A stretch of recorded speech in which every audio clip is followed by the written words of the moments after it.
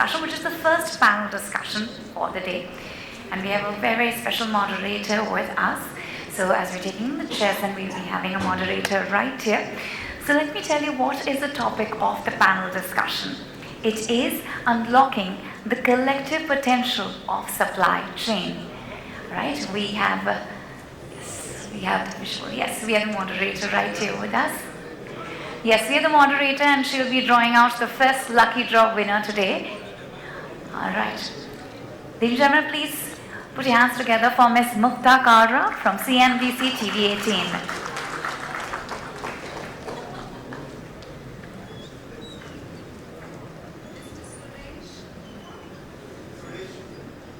Mr. Suresh?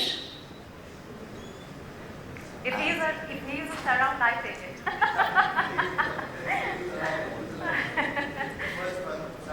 All right. Nikhil Shah from Macro Polymers. Oh, there. Yeah? All right, great. All right, we have the first one.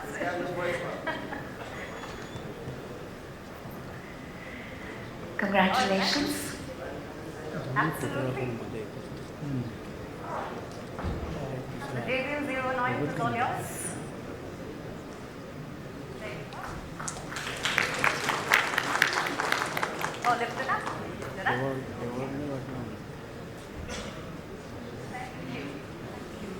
Thank you, ma'am. Yes. All right. Just two more chairs. All right. Once again, please put your hands together for Ms. Mugdha Kalra, CNBC TV 18. She's going to moderate the session for us.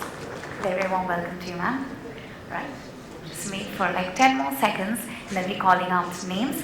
I request all the panelists to take your seats from the left. So you'll be starting from here and then moving towards there. Yes, I request once again all the panelists to take your seats from the left and then you'll be going to the left from here. That is from my end. All right, okay. So please help me in welcoming the following panelists on stage. Mr. Abhishek Purwar, Global Director, Supply Chain Architecture, AbInBev.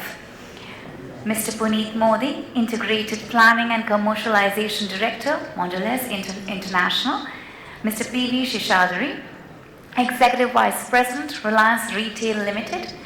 Mr. Hariharan Krishnan, Director, Supply Chain, Brillon Consumer Products Private Limited. Mr. Sreenivas, Global Head, Supply Chain, Sun Pharma. Mr. Satish, Karunakaran, Director, Transformation, Pepe Jeans India Limited. Mr. Deven, Pabaru, Chief Business Officer, Stellar Value Chain Solutions. Mr. Manish, Rawat, India Head BD, GXO.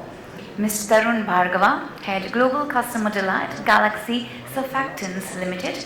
Mr. Sunil Kumar, Director, Cloud Application Solution Engineering, Oracle India. Mr. Devang Mankovadi, Senior Vice President, Global Shared Services, India DP World. Let's have a huge round of applause for our panelist moderator. Over to you, ma'am. Thank you so much. Fantastic. This is one of the biggest panels I'm doing after these days. And I'm going to deep dive straight into the conversation because we have about 55 minutes. That's what my watch is saying, the countdown watch. And I have to say the keynote speaker already spoke very largely about the entire industry in a generic way. And what I'm glad about is today we have stakeholders from very, very diverse industries. So we will likely get to know what their experience is, what are the challenges and what are they doing. So I would request each one of you, आप अपना time ले लें, पर हम 11 हो गए. So what we are going to do is, do keep your answers very specific to your own industry so that people who are here from that particular industry can get an insight of the same. And of course, address your challenges, your learnings, and the way forward, because I have a feeling that we'll just do one round. So with that, let me start with Sreenivas, because you're sitting right next to me. Sun Pharma, pharmacy. We have known in the last few years what supply chain management in this business can actually mean. It's a very critical aspect of production and when it goes to the end user. What is the biggest learning of the last few years?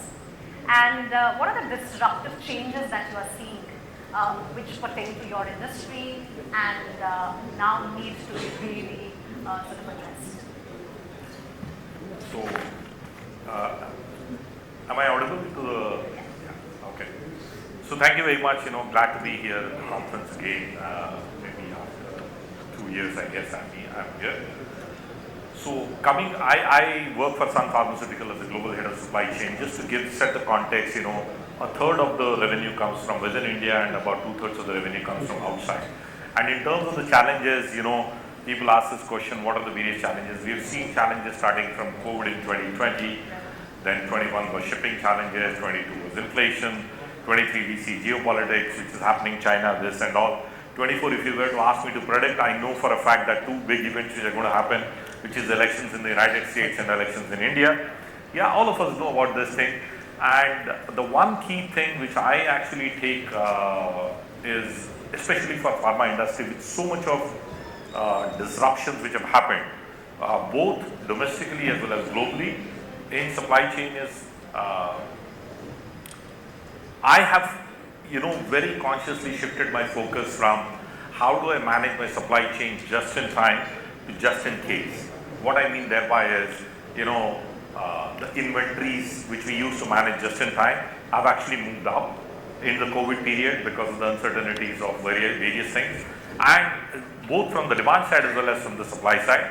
And this cliched thing about just in time versus just in case is very specifically applicable for the pharma industry, because our cost of goods as a percentage of revenue is not as high, and we could perhaps afford to keep a slightly higher inventories and work with variety of alternate mechanisms which we actually can create, and also be able to afford those particular costs which come along with that. So that's in a nutshell, Mugdha, if you like, one of the key things which has affected supply chains in post-COVID, let's say in the last 4 years. And we've shifted our focus from just in time to just in case. We can't predict the next outbreak of any disease or anything, but we have to be prepared for that, whether it's an alternate source, alternate route of mechanism, and so on and so forth. Yes? So that's in a nutshell. Fantastic. I'm trying to keep myself as short as possible. Fantastic. Let me come to Mr. Sheshadri and talk about the Reliance industry experience, of course, the retail industry experience. You're a big conglomerate, and the scale of operations is very high. In that narrative, where does efficiency in supply chain come, and what are the challenges when we are talking about scale? So what has been the industry experience and your own experience? So Mugdha, it's going to be very unfair. You expect me a short answer for this because you already defined the scale, with your gesture, and then expect me to be a short answer. I'll try to keep it as short as possible. Yeah, so good morning to everyone anyway. So Mugdha, as you said, is absolutely right. India's largest retailer, number one, and the supply chain challenges are definitely not going to be lesser than that. So at the end of the day, whatever the percentage you spend on supply chain costs, but a loss of sale on account of it is not being there at a particular place when it's supposed to be there is much higher, maybe around 98% more than your the cost which is actually incurred in that. That's something which, and besides that, what is important is that the margin which is a particular product would have actually bought you, other than that is contributing to markdowns of it. So it is, for us, it's very critical. It starts from the planning itself. When it starts from the planning, such a large retailer definitely gets into a very high degree and high deal of planning. So we do a lot of planning activities, which definitely helps us in getting into a very accurate level of very close to around 98% of our execution plan. So start from the demand planning. Then after that, we do very high degree of planning, where we want to be, how to what density we want to be, where we want to be in terms of overall penetration. And then after that, your all network plan is done. Once your network plan is done, how you want to operate that network becomes very critical and important part of it. Whether it can be operated like the very conventional way of operating your supply chain, or you want to actually bring in a contemporary way of operating supply chain, keeping efficiency, cost at the same time, reliability and also brand reputation is very important, right, in mind. So it's quite challenging for us. So for us, you also touched upon kind of, automation. Automation has become actually part of our life now. It's a part of our, whatever, the way we operate our supply chain. It's not about the cost. Most of us always keep talking about, cost, ROI, etc. I would still say that, if you have a scale, at the same time you have an intent, at the same time, you really start envisaging your large objective and the bigger picture. I think, things would actually become maybe around 60%, objective, and then 40% could be in subjective decision. It's very important. At the same time, I would still say that, still when we talk about automation, people start looking at automation coming from a perspective of equipments coming from outside. That is, an imported equipment costing you pretty high. At the same time, your ROI getting chalked up, which is not justifying your investment. I would still say that, a lot of efforts have gone into India also, which we have demonstrated. In fact, in our own life, probably when I'm talking to you, we just went live with fully automated. I think probably I could claim it as, India's only omni-channel fashion distribution center about few weeks back. But it took us maybe around 6 or 7 months starting from greenfield to get into the situation. But trust me, if you talk about ROI, maybe, at that kind of, scale, maybe it's justified to us. But in terms of, overall cost, again, where it becomes quite deterrent in terms of, taking costs. I would still say that, there are a lot of options available in India in terms of, Make in India. It's really gone very, very, very great. So I think first is the demand planning, then network planning coming into that, then after that technology interfaces, which is very important in getting any automation up and running. It's very important for it. It's not about a hardware and equipment being in the place. All of them talking to each other is going to be very challenging in India today and abroad also. It's very important. It's not about just supplying an equipment, manufacturing, supplying equipment. So these are all challenges which generally we face and we've been facing. But over a period of time we have come up, overcome them because it is inevitable for us. We need to do that. And with the kind of expertise which we have, I think in terms of overall advancement, we have not left any stone untouched. But it's being the largest retailer, country's largest retailer, it becomes very important for you to even manage the supply chain with so much of complexity and the scale. With all these thoughts and very advancement, otherwise it's going to be very difficult. It's very difficult. Oh, that was, I mean, it gives us a lot to chew on, lots to think on, and from the retail, maybe I'll come to you because, it's in the same breath. You're the director transformation. So what kind of transformation are you bringing at Pepe? And when we talk about jeans, when we talk about sustainable wearing, and I don't know how many of you know about this, that your jeans should not be washed very often because that is not very environment friendly. So that was a little thing I wanted to just leave you guys with. But at the helm of a company where you are producing denims, what does sustainability look like? What does the supply chain then, of course, work around it? And what are the key challenges that you are facing?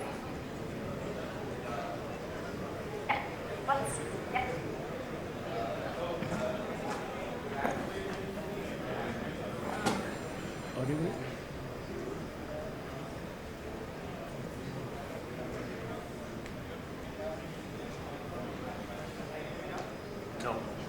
Okay. We'll just keep it up. Now? Yep. Yeah, okay. So, in terms of transformation, there are two dimensions in which we are looking at it. One is building capacity and capability for our growth for the future. Next 4-5 years, we are expecting to grow disproportionately from the historical data. So, given that, what are the things that we need to put in place? So, one of the things we are closely examining is our supply chain. We are disassembling the supply chain into components and then examining each of those components, and then putting it back together in a way that will help us grow in the future as well. So that's one part. And one critical element of it is, instead of trying to do all the activities in the supply chain by ourselves, we are looking at a network of partnerships. And we have been identifying and being very careful in terms of identifying the right partners to come with us on this journey for the next 4-5 years. So we are no longer the one company that does everything from sourcing to everything right up to the product being delivered to the customer. we have strong partners, and those network of partners will probably bring us best practices as we go forward as well. So that's one side. The other big part of it, which we are looking at very closely, is the integration of data and using it for actionable insights. So if you look at it today, most companies have a lot of data. It takes sometimes a lot of time to get the data together, and also then to figure out what to do with that data also takes time. And by the time you start acting on it, the data has changed, and therefore you go into a cycle of inaction, so to speak. But one thing Pepe is very closely focused on is to look at creating very real-time actionable data which you can use to take decisions and action on the same day. So not after 15 days or after 30 days. So that's a whole data warehousing piece that we are doing it. We are bringing in some data analytics and some data science behind it. So over the course of next say 6 to 9 months, we should be in a position where we would be able to react to exceptions as and when they happen, as opposed to doing it in a later period of time. All right. Since we are on the product side at the moment, let me get Abhishek in at AbInBev. You know the name of your farmers. You know where your barley is coming from. The pickers who are harvesting your hop. How does this community come together? And for the uninitiated, if you can also say what does AbInBev into if there are a few who haven't really figured with my introduction what. Sure. Thanks. I'm Abhishek, a part of Budweiser beer family. So all the beers you think about, Corona, Budweiser, Stella Artois, all of those are part of the parcel or part of the product we have over here. Thanks, Mugdha, for asking that question about the community over here. For us, the community is what we serve for and what we exist for. Be it our farmers, be it our people who help us to produce, be it the people who consume the beer. AbInBev stands for bringing all of them together. And it has been a very active scope that we work with all of these people from the day one itself. In India, for example, we have a community of farmers who come consult not only on the soil part of it, but also how rich the malt will be from the barley that they produce. So we are able to give them a feedback to say your barley has been able to give us a maturity of malt of this level, and that is the level of initiatives that we are working with. In case of Africa, we have been able to use our blockchain solutions to be able to provide a working capital back to for the farmers as and when they need it. So the bankers, the farmers are part of the same blockchain, and they're able to exchange invoices and get back the money on the working capital as and when required. In US, we have been able to work extensively with our consumers, with our plant manufacturers. We have been able to work with craft breweries. We have been able to work with the restaurants. During the COVID, we have been able to give working capital back to them and say this is what they can use to sustain during the tough time for us. So for us, it stands from an individual level, it goes back to the community level, and then coming back to us on our side. When the sustainability practices started, one of the very first steps we did was to identify where exactly in the whole network that we see, be the farmers, be the plants, be the distribution centers, be the transportation that we have, be the consumers who are consuming, to figure out where exactly a carbon footprint stands as of today. What are the places where is the maximum consumption of carbon footprint? And the two most heavily used areas were not in our house, were in farming community, which does the production, and our cooling community, which uses their refrigeration mechanisms, their processes to be able to cool the products. And we have been actively working with these partners on a consistent basis, saying what are the best healthy practices that we can use with them to be able to produce. For example, in farming, the irrigation process, right? In pipeline-based irrigation processes have been so prevalent outside of India, or even in the Western world. We have been able to bring that technology back to a lot of our farmers and says this is what you can use. Imagine a barley crop with a single stems requiring a consistent water supply coming in can happen through a timing mechanism as well, being able to cut off the water requirement at a certain point in the day. So all of those practices we have been able to bring back to our organization, from like using our organization as a mechanism to bring them back on the same platform, to be able to give advices to them and things like those. So for us, giving back to community is part of our essence and a part of we survive for, because if we don't give back, I'm not sure half of them will love to bring Budweiser beer back into the places on earth. So Budweiser beer stands for being a part of the community. Perfect. Punit, sitting right next to Abhishek, Mondelēz. I read this full piece on your website about Mondelēz's international supply chain expectations from their suppliers, and it's a huge list. And you are working pan-geography, so you are on a regular basis interacting with so many people from so many places. How does it work when we talk about essential attributes of the future-ready 21st century supply chain? When we put all these big words together, how does it work when you're working across geographies with so many stakeholders? And how does that simplify or pose a challenge in your working style? Thanks, Mugdha, for that question. So let me put it this way. I think for any CPG industry as of today, supply chain is a business enabler. That is, supply chain is the one that helps the business grow.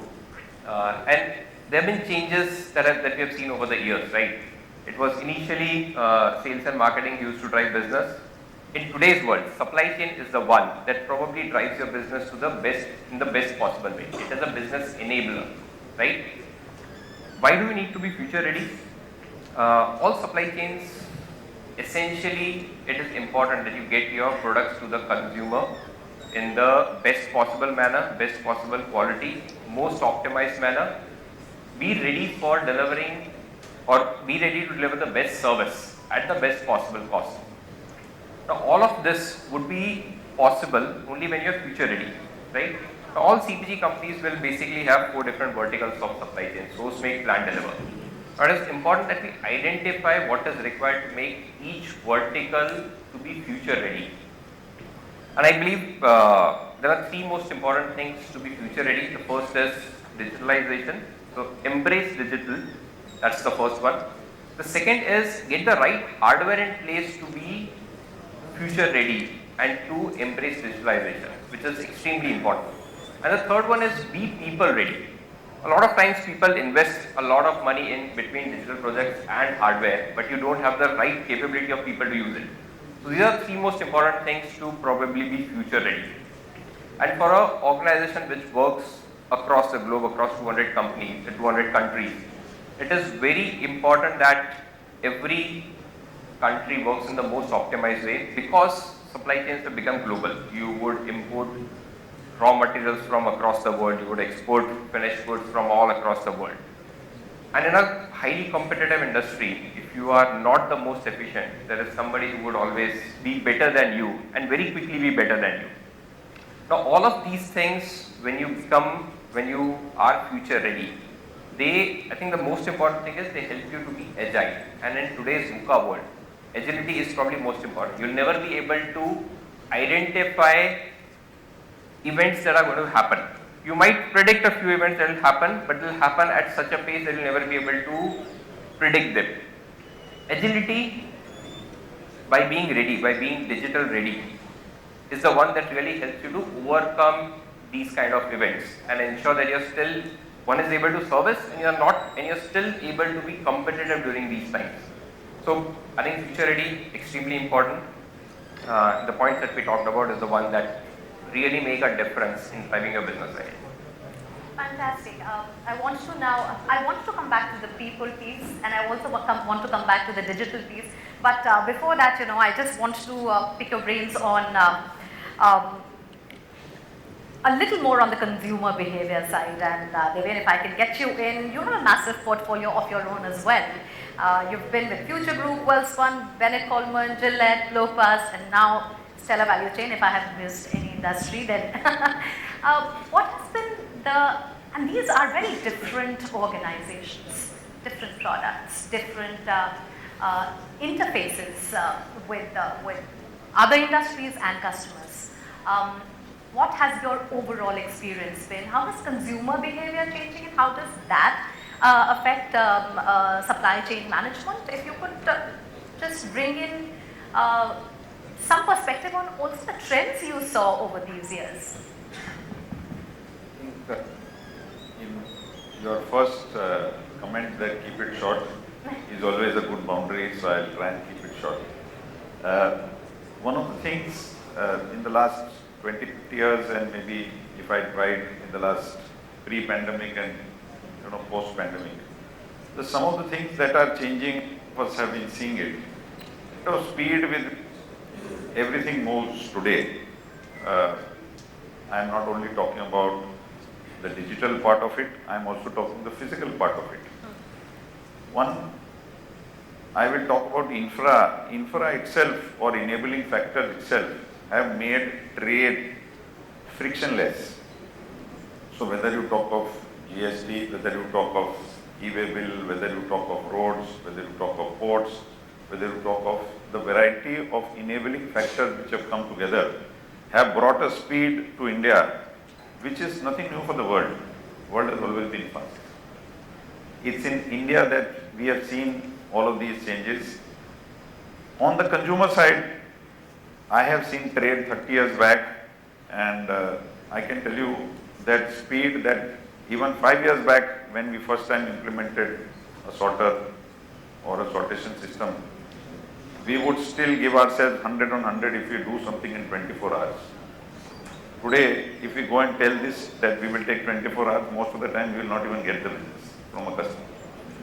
And first time when we were challenged, when e-commerce came and somebody said that this can be done in 4 hours, we ourselves were not ready to believe it. So the speed of consumer behavior change has, and the aspirational change that an Indian consumer has led to a lot of innovation. Some of it perhaps will not survive the business imperatives, but most of it is permanent, most of it is here to stay, and most of it is a big opportunity to create value, not only for the consumers but also for organizations.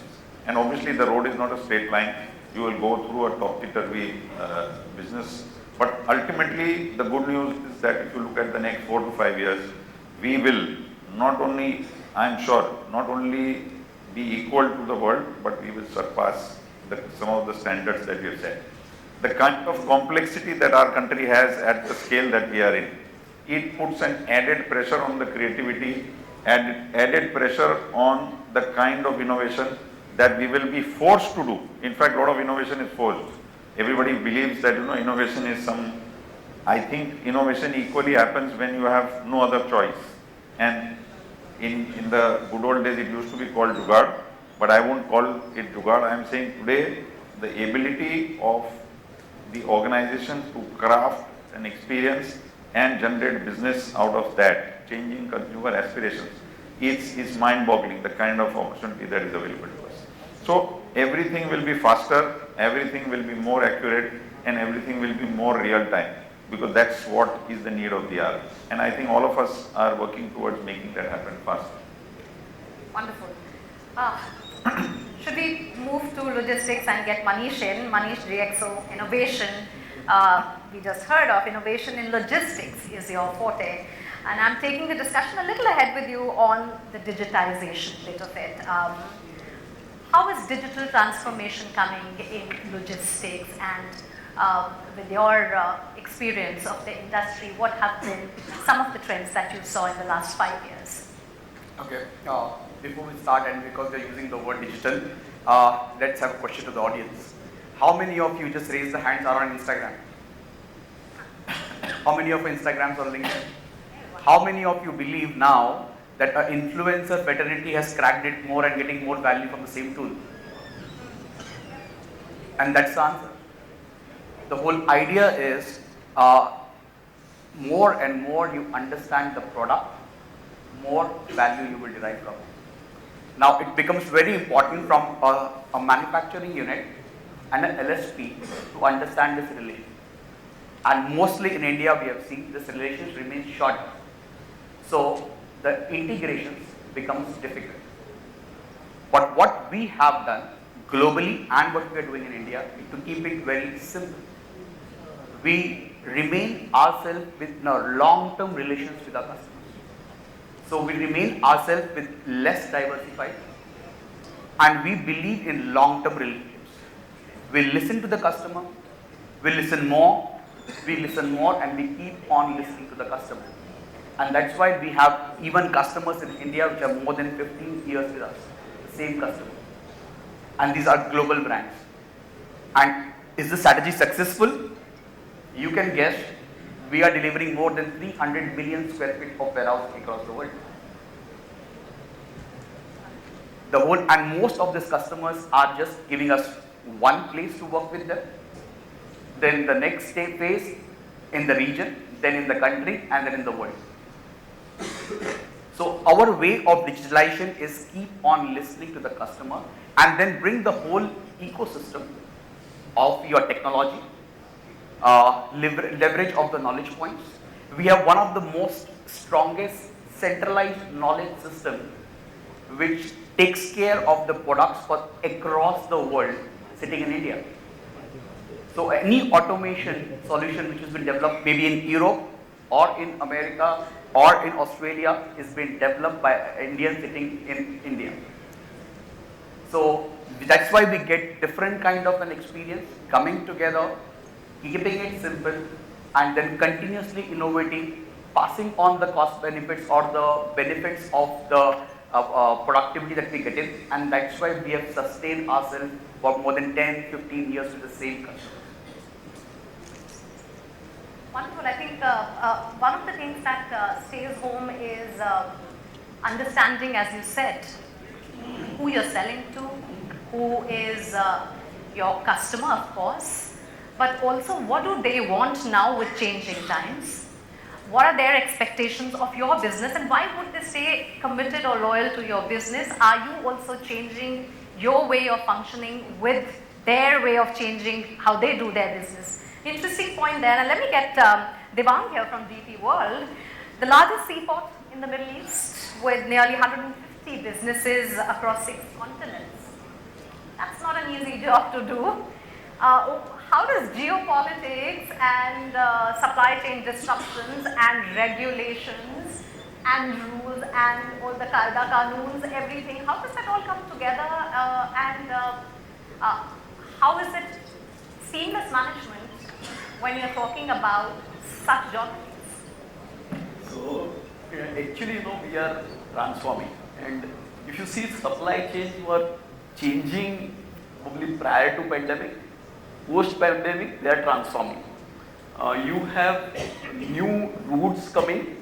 We heard about this India, UAE, Europe. So it is continuously changing. We have a large print now on coastal volume movement, rail movement. So as a logistics solution provider, we should be adopting the change across. I think that is the reason for DP World's success.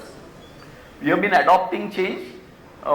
Traditionally, we were pure port operator. So we were just connecting the port and managing the bureaucracy or regulations there. But what we realized is that the pain points for the end customer probably starts beyond the port boundaries. And that is where you need to add value in terms of integrating the logistics supply chain. So what we have been doing in last 5 years, I would say, is transforming ourselves from a pure port operator to an end-to-end logistics solution provider. And the motto is that you start giving all forms of logistics service, whether it is rail, road, air, ocean, coastal, and end-to-end transportation. And then you start building partnerships, as one of our speakers said, that the whole essence is how well you understand the customer, how well you adopt and help him to solve his pain point. So I think the way in which DP World is doing is that we have started investing heavily outside the gate. We are operating free zones in India. We are operating CFS, railheads, and starting to help the customer so that he can have only one solution provider from his factory floor to the customer's door. And for which whatever you need to do in this whole chain, you will be helping him to take it forward. And I think there, what we need to help the customer is to make their supply chain resilient, because that is what everyone is looking for. Make it efficient in terms of cost. So if you are operating the asset, you will have that added advantage to make it efficient. You start giving him digital platform to play, and that everyone has been talking about. So we have started developing an integrated digital platform where you start tracking multimodal. Because see, tracking track and trace for your Zomato order is very easy. because it is coming from one location to another. But wherever there are exchange or intersections happening on multimodal is where the digitization is going to play a role. And there are series of government initiatives being taken on digitization, where government is building the unified platform. I think there the biggest challenge is how well people will adopt this change and start driving value. And each customer is in a different life cycle. So I think we need to help adopting all and then help them to reduce their logistic costs. Let me get Mr. Krishnan in. What has been the Brillon experience? I just want to know that when we talk about leadership, at leadership level, risk management becomes important when you're looking at everything, right? You have to forecast for yourself what are the likely challenges that are going to come. Having said that, we have seen that leaders are not risk averse these days. What is a typical risk management? What does it look like when you're looking at supply chain now?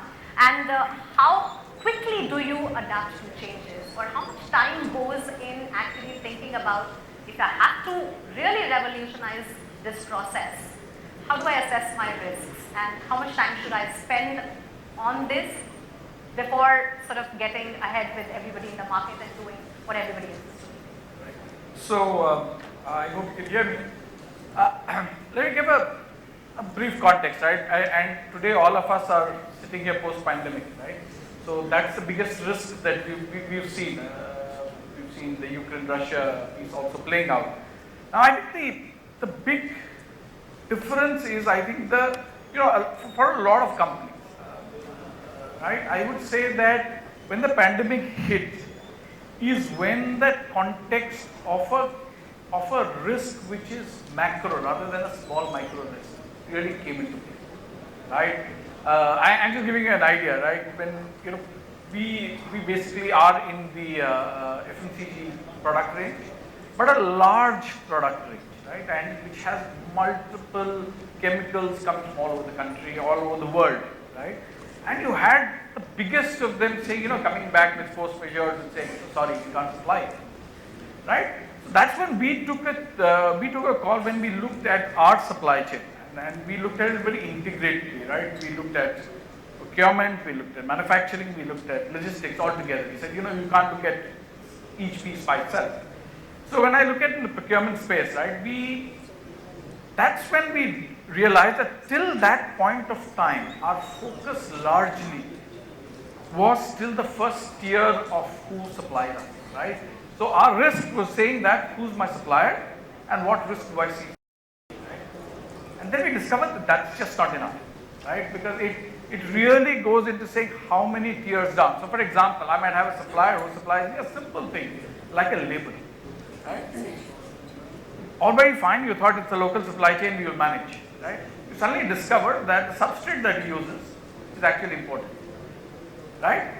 So you actually went into documenting your risk. So we really did a sort of breakdown of every single product of ours, and we said, what are the products which are either directly imported or have a component which is imported, because you also had the shipping problem at the same time.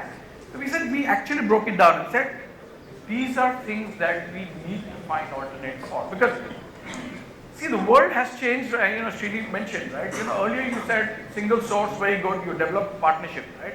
And then you suddenly discover that single source can't supply you, then you're dead, right? So you actually went into saying, let's change the rules there and say, how do I get alternatives? And I can't do it for 100% on, suddenly on a day. So how do I prioritize? So I think the important part about risk today, and at least for most supply chain people, is that risk is a given, right? So the question is, how do you plan for it?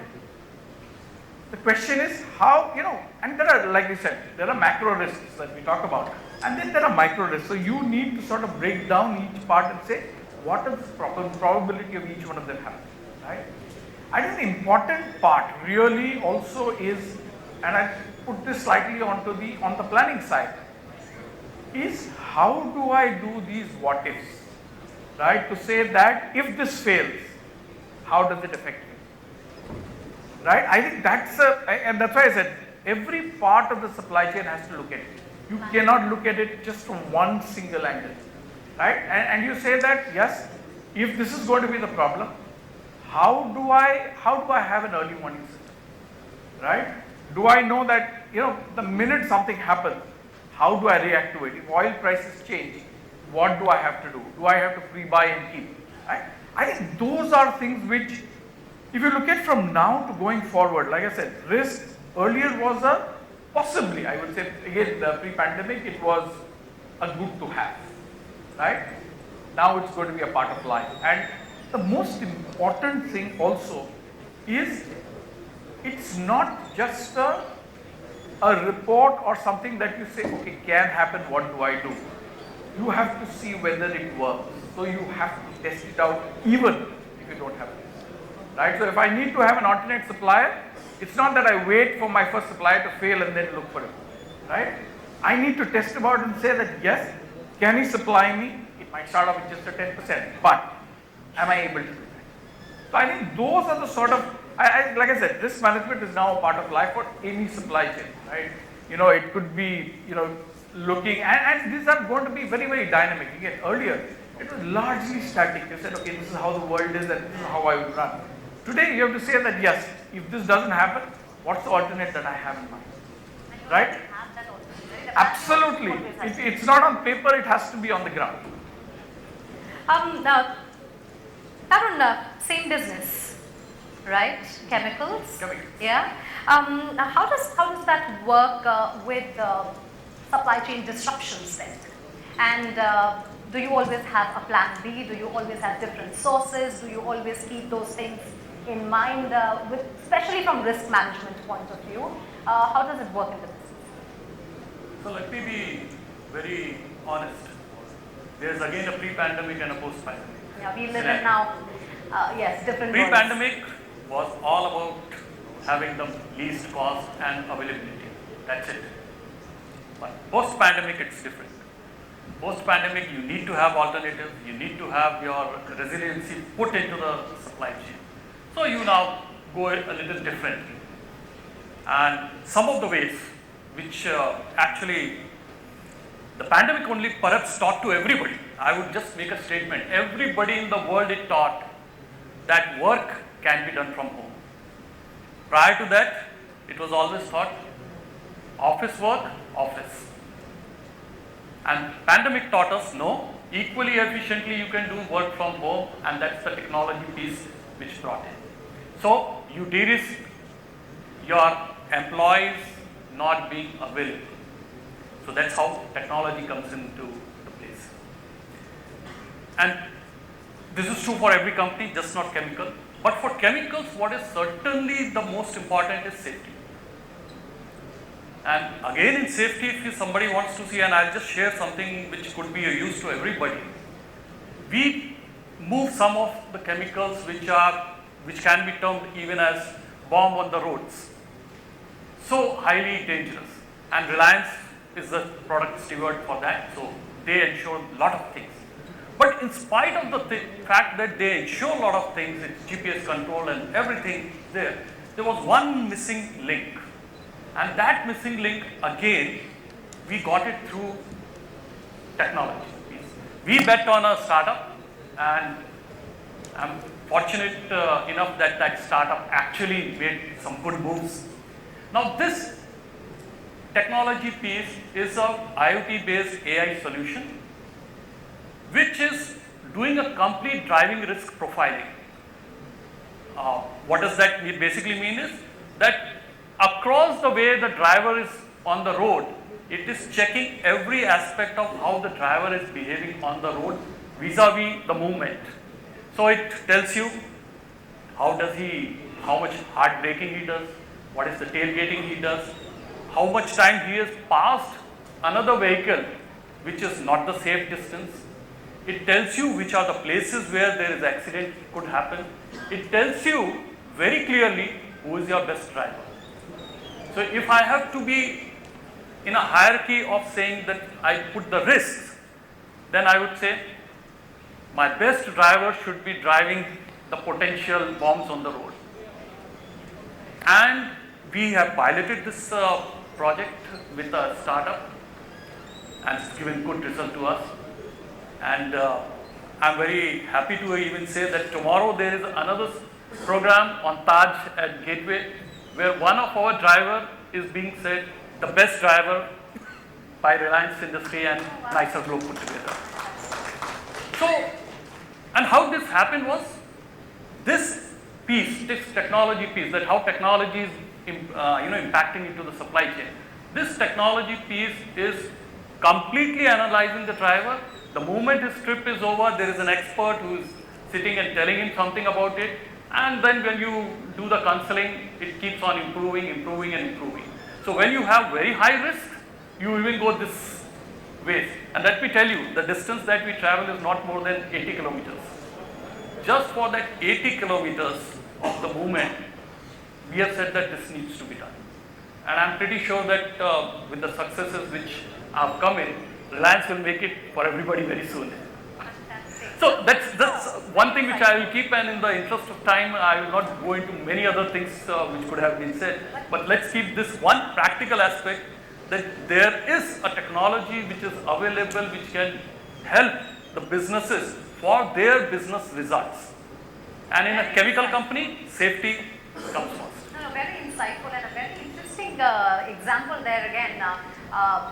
Although I would want to come, because we do have 10 minutes and we do have our last speaker left, so I will come back for how are the other drivers who are perhaps not getting rated well on the system reacting to it from the point of view of कि जब हम technology adapt करते हैं तो लोग जो उस technology को follow कर रहे हैं, how are they coming together, and how many times do people that you're working with like these disruptions, and how do you work on their mental makeup? But Sunil, you have waited very patiently, so I'm going to give you extra 2 minutes so you can take more time than other speakers. And also I wanted to come back to you, I wanted to come to you towards the end, because your portfolio is huge. Oracle has a huge portfolio. And we now use words like resilience, agility, sometimes understanding them, sometimes not understanding them. They are very often used words, but do we really understand the real meaning of what it means to be resilient? At what cost does agility comes, right? These are words that are associated with cost. Your customer base, what are they coming back and telling you? What are their challenges? When they are adopting new tech, is everything going all right when they are getting on this tech wagon? Are they all right when they are talking about sustainable practices? What is happening on the ground? Yeah. Okay. Thanks, Mugdha. Morning, everyone. Yeah, still morning. Okay. No, I have a challenge of, it's only single digit of minutes which are left, so I have to do justice to what I say, as well as leave some time for others for maybe possibly another round of questions or clarifications. So, coming at the end, you can't say digital is being taken for granted. I have seen last 2 decades being in the IT solution provider industry, and there is a good amount of change that I've seen. In fact, a transformation in the way industry is run. Is there any business or any supply chain that can run without being digital? The answer is simply no. But yes, we still have to be very, very careful when we talk about digital, the way we adopt digital initiatives, the way we choose those digital initiatives. That's very, very critical. So, and there are all the reasons, all the chances of going wrong if we are not careful. So what we hear from the customers is the challenges that they come across. So how we advise them is, or what successful implementations we have seen of the digital transformation is, one is plan properly. When you say plan properly, be clear about the KPIs that you want to be arriving at. Be clear about the value drivers. What are those value drivers that you want to achieve by embarking on any digital initiative, small, big, or whatever it is. And when you plan, also be critical about how do you phase it out. Look at the low-hanging fruits. Don't get into an end-to-end digital transformation journey and then your patience runs out. So it's very critical you phase it out, look at low-hanging fruits, Start with those and keep moving on. And another important thing is most of the people go wrong is because the execution is not that great. And why execution is not good is there is a lack of ownership. And the ownership doesn't have to come from a CI or CDO. It's the business who has to run it. Business or a supply chain guy or a manufacturing guy, where the digital initiative is being run, he has to own. He has to own the delivery of that initiative. He has to own the outcome of that particular initiative. And that's where we see the difference between success and failure. So that's very important. So let me just, I think we still have a few minutes. So let me just talk about few customer examples. Some of the leaders in the space, the leaders who have adopted the best practices, the best technologies, what they have done differently, how they have succeeded. Maybe I'll just take, because I have heard a lot of industries, so I'll take example from, say, FMCG industry.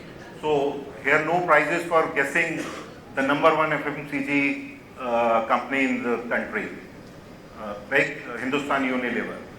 So, you know, when they started this initiative of optimizing their logistics, so what was the key KPIs they were trying to look at? One was the cost, another was sustainability. Obviously, they are interlinked to each other, because if we talk about, say, transportation, 28% of the global emission comes from transportation. So that is how it was so critical. So when they embarked on this journey, they selected the cutting edge solution, managing their transportation coming in from Oracle. And as a result of this journey, they have been able to save not one, not two, 29 million kilometers that they save every year. And they are able to reduce the carbon emission to the tune of more than 10%.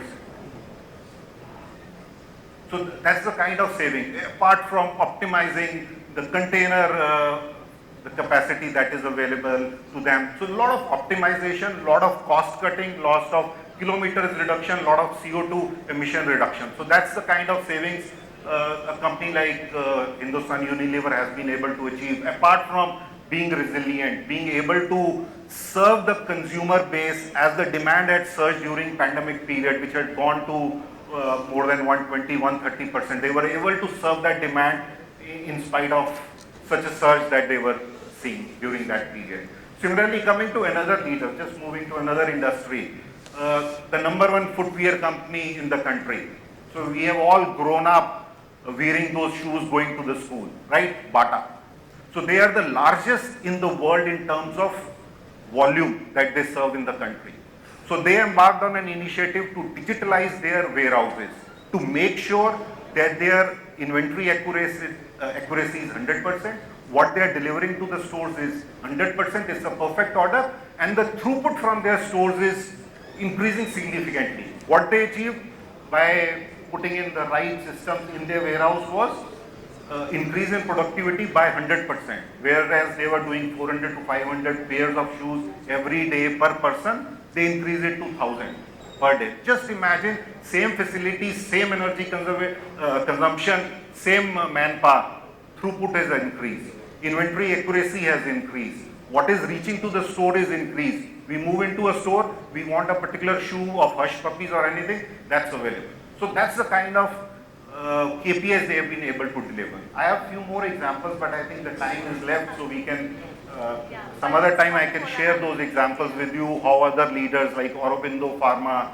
the leaders in the paints like Asian Paints, they have been able to achieve those kind of successes. So I'm around, so we can definitely chit chat around that. I was just going to say that, shortly we'll be breaking for tea. I think that would be a good time for you to catch hold of. I don't have much time, 3 minutes left, but I do want to get in the perspective from people who are running very huge people-heavy industries. And Sheshadri, also Punit, actually Abhishek, all of you, and we were talking backstage, and we were talking about how it is so important that your whole change narrative is your people-friendly as well. If you don't keep up with your upskilling of your staff or people on the in the factories and on the floor, how that poses a challenge. And I remember, Abhishek, was it off the record or on the record the example you gave about those machines that were nicely put, covered, and the work was being done by, is that a shareable example? If it is, then yes, please go ahead. And then I want to Sheshadri. I come from a place where we have people who are foremen and they've been in the company for like 25 years in the company. And when a guy like me comes in and says, guys, the system is intelligent than you are, he still says, screw you. I'm here for 20 years doing the same things. I know this is better. I can in my dreams tell you which SKU is placed where and how it can be faster. And let me say this way, yes, they are the most intelligent people in the company and they are the owners of that way. If the delivery going out of the warehouse is getting reduced, their salary and their bonus is getting impacted by it immediately. So it's our initiative to get them out from the daily job and get them into some of the transformations that we're doing. So one of the things that I quote very nicely is, we start our programs with digitalization of chaos. The very first step we do is digitalize the chaos because that brings the partners in and they stand and say, yes, we own it from now on. And then it gives us a time and knowledge to digitalize that knowledge from that step onwards. So digitalizing chaos is the best practice forward. It sounds very anti I like process, the word, digitalizing chaos. Yeah. I like it. Mr. Sheshadri, I'll let you have the last word because you are sitting at a place where there are a lot of people involved. How do you take them all on board when you're making these changes which they perhaps are not very happy about? I mean, we take the example of the drivers. Perhaps not everybody is happy with that kind of scrutiny, but to make them accountable, make them responsible, and also make them love the machines that they are working with. How does that happen? Short answer, yes. 0 minutes overtime. So yes. Anyway, so Mugdha, again, he said, there are three objectives which we always keep running after that. One is that speed, consistency, and reliability. You think it is going to come from human? I would say that definitely 100% not. But there has to be something called human-machine interface, which is very important. For that to be very clear and very efficient, and combination of automation and human is definitely going to coexist going forward. And I think we have to put in a lot of efforts in making that human very efficient, so that he makes that machine very efficient. So I think as he talked about the digitization of the overall process and making life very simple and also very clear understanding. It brings in a lot of efforts, but keep it very simple, right? Keep it very simple. Don't complicate it. Don't expect the gentleman, a lady who is working with you, to apply too much of his way. Make it as simple as possible. Have a very great blended combination of human and machine interfaces, which is possible, which we have done it. Anyway, we don't have any time here. Probably I can actually share with people when we actually have one interaction on that. But it's possible. We can't rule out a human interface here. Whatever artificial intelligence which we are talking about, I would say that I can argue with anyone on that. If anybody says it, I would eliminate bringing in a machine over there. But again, on the machine learning also, they all can actually come in as an input to you to better your algorithm. But who is the person who is bringing most efficiency out of that machine is a human being. And it's very important to have that, input and touch. Also, I think, we are very soon going to hit a time where there will be cost of using technology that will be levied on companies. That if you are going completely digital and have AI, you pay a tax for not actually hiring people. So, in short, Mugdha, if you look at that, you cannot look at cost in isolation. Yeah. Loss of reputation, loss of the product not being there, loss of sale. All put together, I think it's much more higher than the cost which you invest in bringing in this consistency, reliability, and also the reputation maintained. Right? Yeah, I know. We can continue with this discussion. We are 11 of us, so it always will be a difficult thing to do. But everybody is available. I'm sure they'll be able to spare some time for you. But thank you so much, gentlemen, for all these insights and for patiently waiting for your turns and listening to all the other speakers. And thank you for being a wonderful audience. Thank you so much. Let's have a huge round of applause, ladies and gentlemen. Thank you so much, ma'am, and the panelists. I request one group photo op to please happen. At the same time, I request Ms. Mugdha Kalra to present the mementos to our panelists, please. I request everybody to please be on stage as ma'am will be presenting mementos to the panelists.